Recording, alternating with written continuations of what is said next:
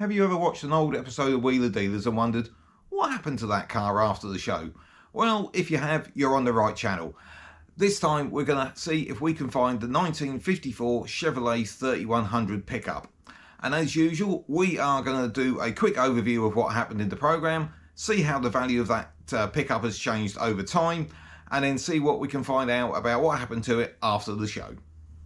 This episode first aired on the 18th of October 2011, and the 1954 3100 pickup that was aired had registration number 512YUG. Now, a bit of housekeeping first, and according to Elmer on the International Movie Car Database, this pickup is not a Stepside, which is what a lot of people refer to it as. It is a 1947 to 1955 advanced design 3100. The Stepside apparently only came in 1958. There we go, every day's a school day. But if he's wrong, I'm sure you'll tell us. Now, as I'd already said, Mike imported this one from sunny California.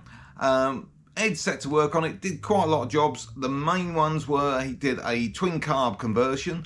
The pickup bed was wooden, that needed replacing. He did some sound deadening work in the cab because to try and make it a bit more palatable for modern day driving. That big chunky white grille they replaced with a chrome version, and they replaced the original wheels. Now I'm a bit of a one for originality, but in this case I think they did the right thing. They put some smoothie wheels on it with some chrome trim rings and chrome hubcaps, and I think they looked really good. So let's see how the numbers worked out. The purchase price for this one was $5,400. The Mike's travel, import tax and shipping the car over, that came to $3,250. And then the actual repairs came to £2,343. So once they'd sold that for $13,600, that left them with a profit of £2,607. Now, if we fast forward to 2025, see how the value of that car has changed. When we look at our usual resource, Practical Classics, for their valuation guide, they don't list it. So I've done a bit of general internet searching to see what price these cars are up for nowadays, and the number that seems to come up is around about 20,000. So compared to when they sold it in the show, that's gone up by about 6,400. But of course, I'm sure if my valuation is out, you will be straight into the comments to tell me all about it. Now, the bit most of you are really here for, what can we find out about what happened to 512YUG? And just to say, this is not a one-off search for Wheeler Dealer cars for us. We've done a whole series. I think we've done about 30 episodes so far, starting from the very first series back in 2003. So please do take a look. And if you want to keep updated, obviously do click that subscribe button.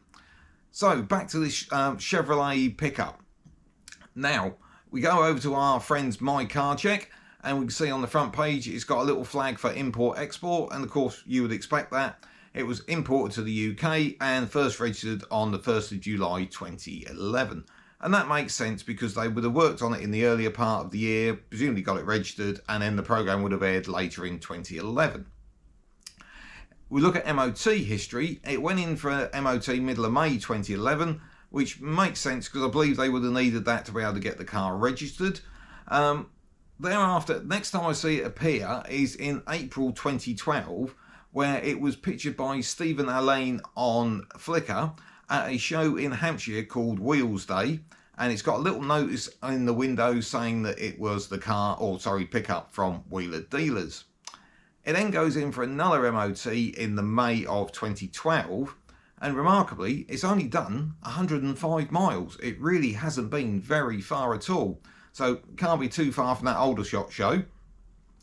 And then if we go on from there, if we look at the keeper change, the first sort of keeper had it from the 1st of July 2011, which makes sense because I imagine that was Wheeler Dealers themselves registering it as the first UK people. And then the 15th of August, it has another change of keeper. And that, I take it, must have been where George, who we saw in the programme buying it, took ownership. And according to that, he has still got it. And if we go back to My Car Check, we can see it's got valid current insurance, valid road tax. So it's up and running on the road. But apart from that, a bit quiet on this one. We've had some really successful searches recently, But this one has really gone to ground. I can't find it in anywhere of my sort of normal little avenues, and it's just really gone to ground. Unless, of course, you guys out there know different. As ever, thank you so much for watching, and if you enjoyed it, please do give that subscribe button a click, and I'll see you next time.